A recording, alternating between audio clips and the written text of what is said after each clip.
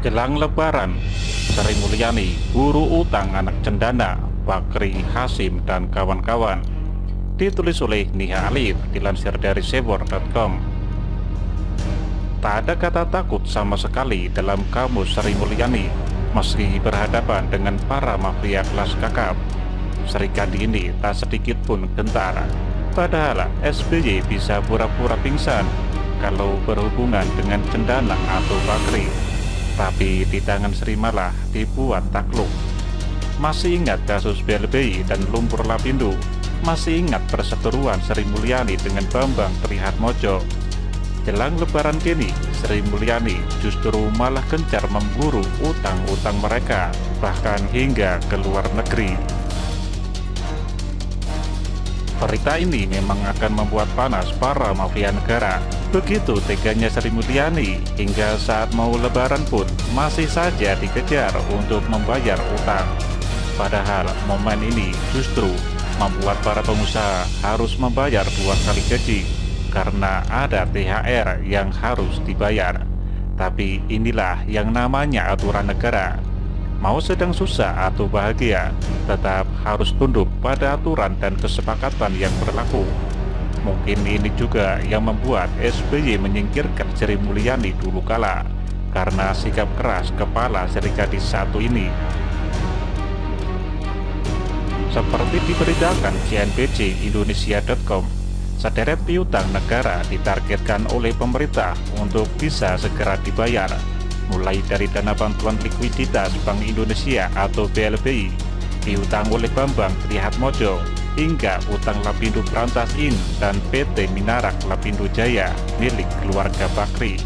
Belum lama ini, Direktur Jenderal Kekayaan Negara atau DJKN Kementerian Keuangan Ronald Silaban, yang juga merupakan Ketua Satgas Hak Tagih Dana BLBI, mengungkapkan akan menagih aset dana BLBI hingga ke luar negeri. Rio menjelaskan ada 22 obligor dan sejumlah debitur yang menjadi incaran penagihan pemerintah. Saat ini, seluruh dokumen untuk melakukan penagihan sedang disiapkan, dan nama-nama tersebut akan diserahkan kepada Dewan Pengarah Satgas Hak Tagih Dana BLBI.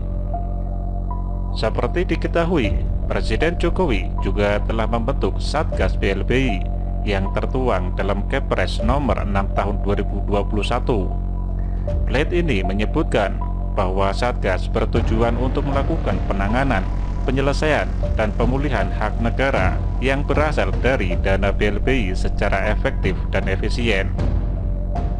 Total piutang dari BLBI tersebut terdiri dari 6 macam tagihan, diantaranya tagihan berbentuk kredit yang jumlahnya sekitar 101 triliun, properti bernilai lebih dari 8 triliun, mata uang asing, hingga saham.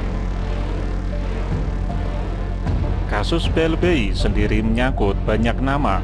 Ada 48 bank komersil bermasalah akibat krisis pada saat itu. Di antaranya adalah Bank Sentral Asia atau BCA milik Antoni Salim yang juga memiliki Indofood, Bank Umum Nasional milik Muhammad Bob Hasan, Bank Surya milik Sudwi Katmono, Bank Yakin Makmur milik Siti Hardianti Rukmana, Bank Papan Sejahtera milik Hasim Joyo Hadikusumo, Bank Nusa Nasional milik Nirwan Bakri, Bank Risyad Salim Internasional milik Ibrahim Risyad. Total dana talangan BLBI yang dikeluarkan sebesar 144,5 triliun. Namun 95% dana tersebut ternyata diselewengkan. Berdasarkan temuan Badan Pemeriksa Keuangan dan nilai sebagai korupsi paling besar sepanjang sejarah Indonesia. Selain BLBI, ada piutang dari anak cendana yang kini tengah dikejar pemerintah. Sri Mulyani mencegah Bambang ke luar negeri karena putra ketiga Soeharto itu bertahun-tahun tak kunjung membayar piutang ke negara.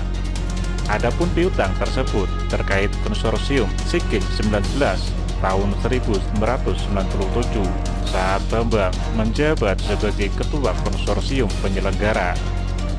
Ayah Bambang Trihatmojo, yaitu Soeharto, yang kala itu menjabat presiden menggelontorkan uang 35 miliar untuk konsorsium lewat jalur bantuan presiden atau Banpres. Nilai utang yang harus dibayar menurut data Kemenku adalah sebesar 50 miliar. Terakhir adalah utang Lapindo oleh Abu Rizal Bakri. Seperti diketahui, pada Maret 2007, perusahaan konglomerasi Bakri itu memperoleh pinjaman 781,68 miliar. Namun, utang yang ditarik dari pemerintah dana talangan sebesar 773,8 miliar. Perjanjian pinjaman tersebut memiliki tenor 4 tahun dengan suku bunga 4,8%.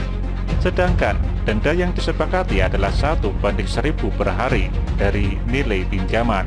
Kala perjanjian disepakati, Lapindo akan mencicil 4 kali sehingga tidak perlu membayar denda atau lunas pada 2019 lalu.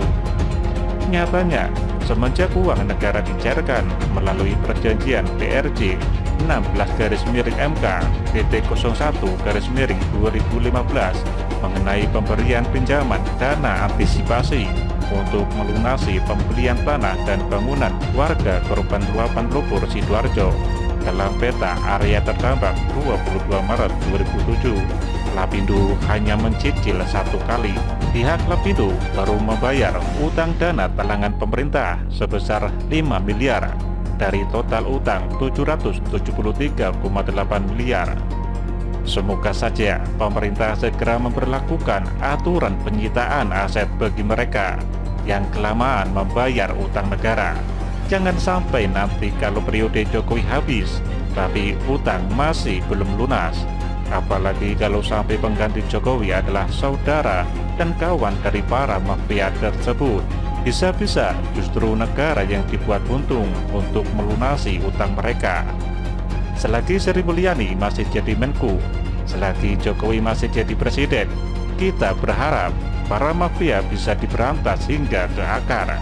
Kalau perlu, miskinkan mereka dan kembalikan kekayaannya ke negara. Jadi, meski Jokowi tak lagi menjabat, para mafia sudah tak punya taring lagi menggerogoti bangsa ini. Meski begitu, kita terus berdoa agar saat Jokowi tak lagi memimpin, akan ada pengganti dari pemerintahan yang lebih baik, minimal sebaik yang dilakukannya.